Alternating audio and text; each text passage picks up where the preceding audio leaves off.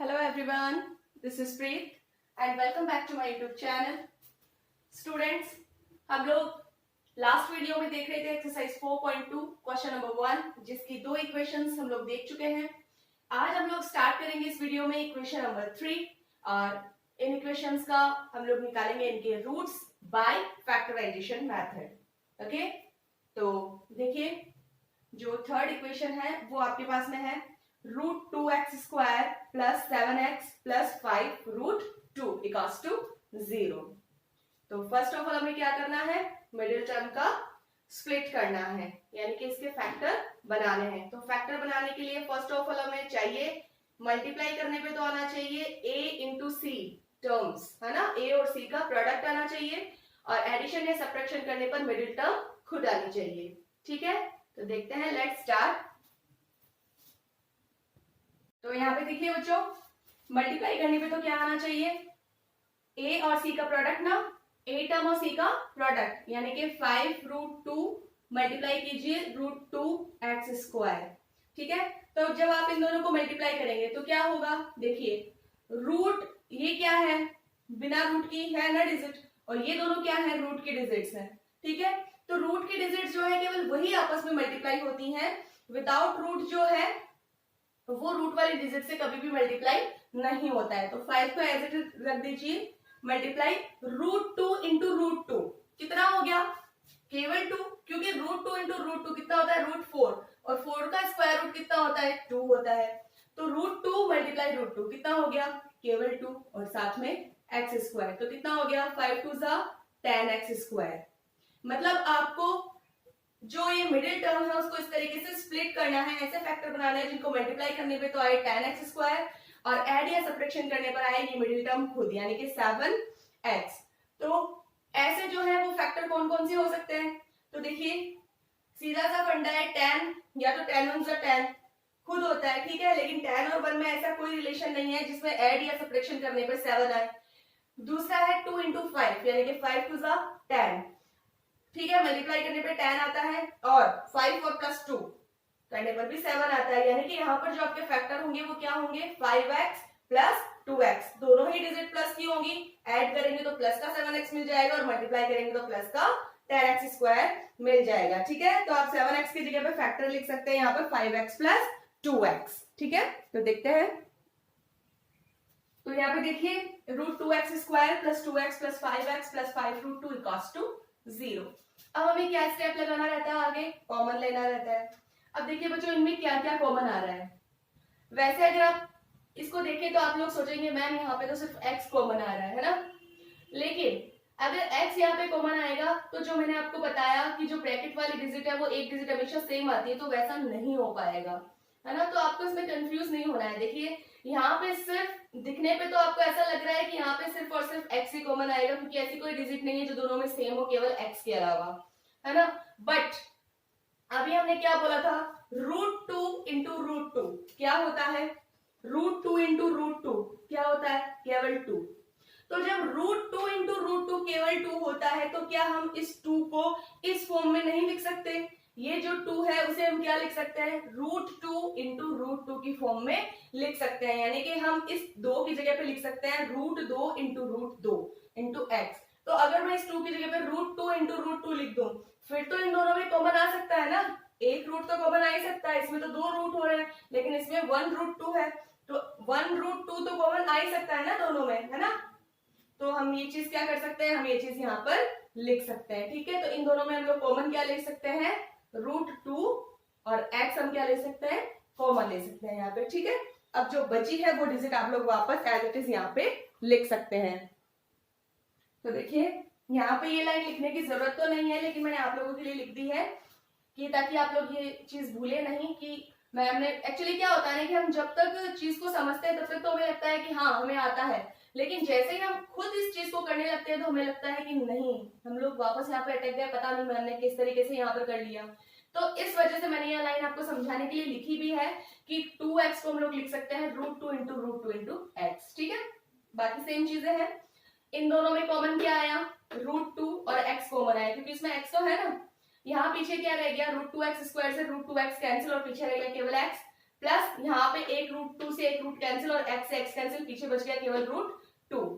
5x और plus 5 root 2 में से क्या कॉमन आ रहा है, वहां पे 5 कॉमन आ रहा है, तो 5x को 5 से डिवाइड करेंगे तो केवल x बच जाएगा, और 5 रूट 2 को जब 5 से डिवाइड करेंगे तो केवल रूट 2 बच जाएगा। अब देखिए बच्चों यहाँ पे x plus root 2, x plus root 2 आ रहा है ना सेम, तो x प्लस रूट 2 आपका आ जाएगा कॉमन, और पीछे क्या बच जाएगा root 2x plus 5 equals to क्या कर देंगे आप लोग, 0 कर देंगे। ठीक है, तो देखिए यहाँ पे x प्लस रूट 2 और root 2x plus 5 equals to 0, तो दो रूट्स मिलेंगे हमें यहाँ पे। तो फर्स्ट देखिए x plus root 2 equals to 0, then x equals to root 2 कहां चला जाएगा, माइनस में। तो एक तो हमें x की वैल्यू मिल गई -2, यानी एक रूट तो हमें मिल गया -2, और सेकंड रूट की बात करें root 2x plus 5 equals to 0, then root 2x equals to 5 कहां चला जाएगा, माइनस में, देन x इक्वल्स टू -5, ये रूट अभी किस में है, मल्टीप्लाई में, देन ये चला जाएगा डिवाइड में। तो बच्चों यहाँ पे आपको दो रूट्स मिल गए हैं, एक तो -√2 और एक मिला है -5 अपॉन √2। तो ये होता है आपकी इक्वेशन नंबर 3। ठीक है, तो इसका आप स्क्रीनशॉट ले सकते हैं।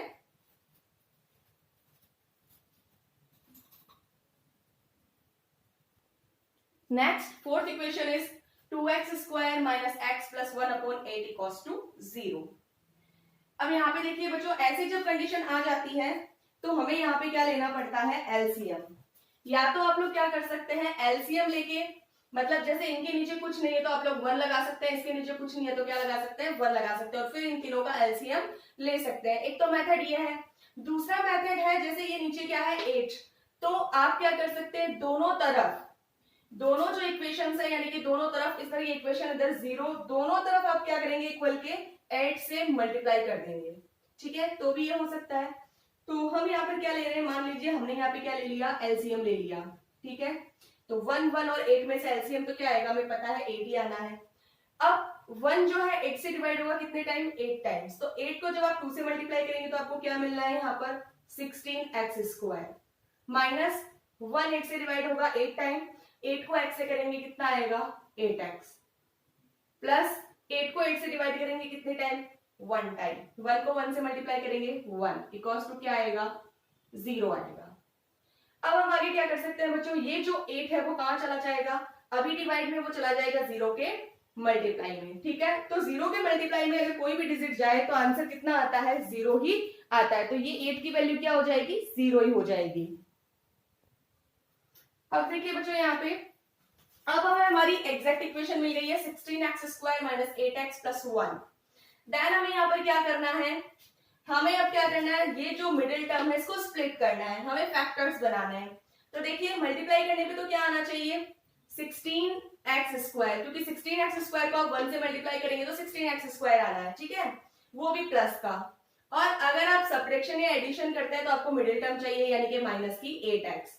तो इसमें तो सीधा साधा दिख रहा है, 4 4 जा 16, जब आप 4 को 4 से मल्टीप्लाई करते हैं देन आपको 16 मिलता है, और जब आप 4 और 4 को ऐड करते हैं तो आपको 8 मिलता है। लेकिन प्रॉब्लम ये है कि यहाँ पे जो आपका 8 चाहिए वो किसका है, माइनस का चाहिए। तो हम जो ये 4 लेंगे यानी कि 4x इंटू 4x, वो दोनों ही 4x हमें किसके लेने पड़ेंगे, माइनस के।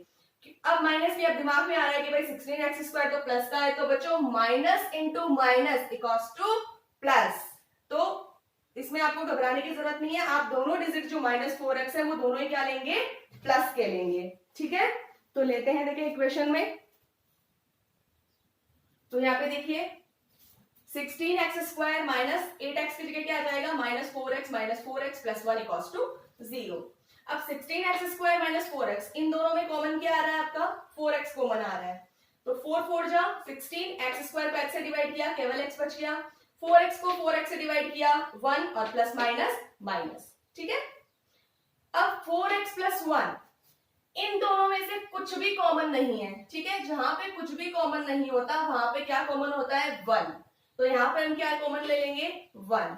अब माइनस माइनस प्लस, तो 4x माइनस प्लस माइनस और 1 1 जा 1। ठीक है, तो यहाँ पर क्या डिजिट मिल गई आपको, दोनों देखिए सेम आ गई ना, 4x माइनस 1, और पीछे क्या बच गया, 4x minus 1, 4x minus 1, 4x minus 1 equals to क्या मिल गया आपको, 0।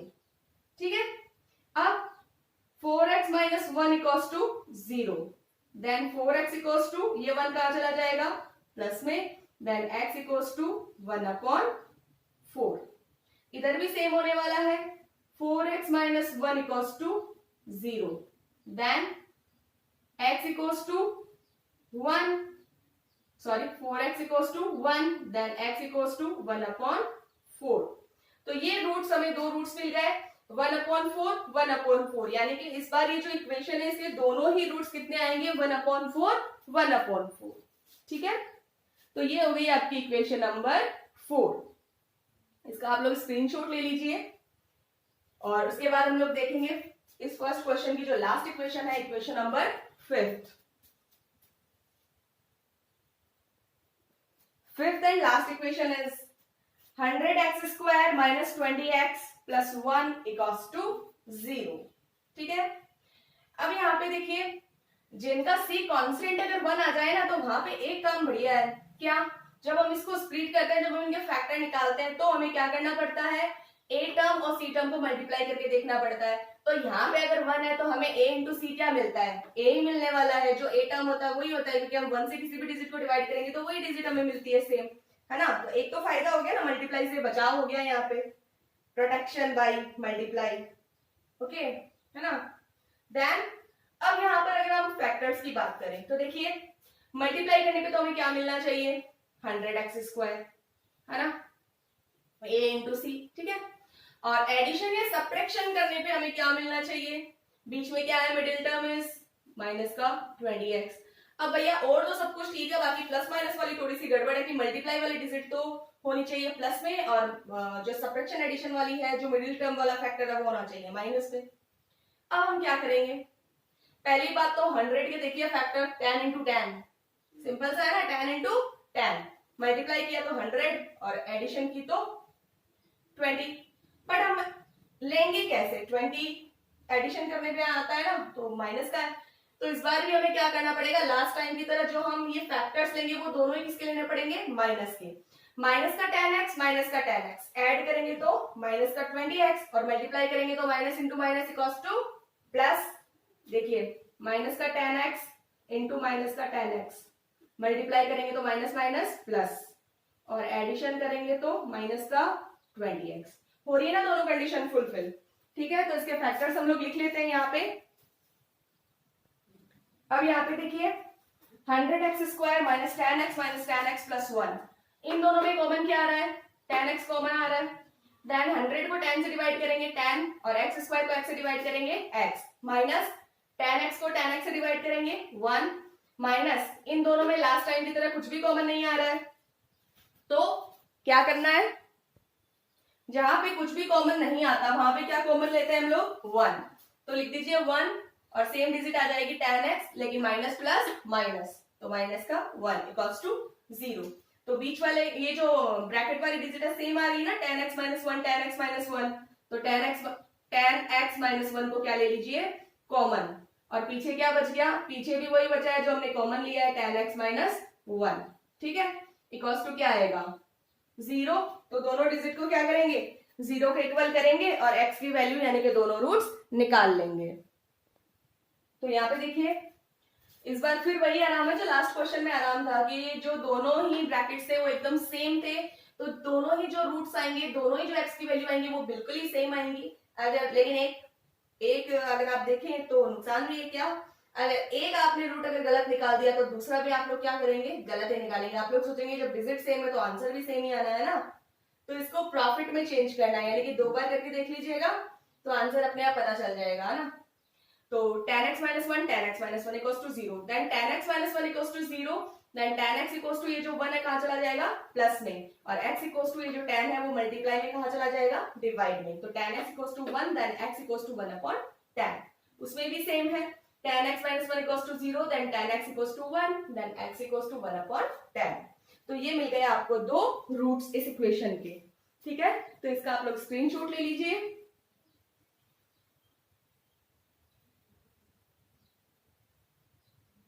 तो बच्चों यहाँ पर जो एक्सरसाइज 4.2 है उसका क्वेश्चन नंबर फर्स्ट कंप्लीट होता है। इसके अंदर 5 ये जो इक्वेशंस थी उनको सबका हमने रूट्स निकाल लिया है by the method of factorisation.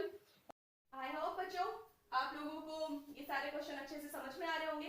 तो अगर आप लोगों को मेरा वीडियो अच्छा लगा हो तो इसे ज्यादा से ज्यादा लाइक करें, शेयर करें, सब्सक्राइब करें और बेल आइकन प्रेस करना ना भूलें। Thank you, bye bye.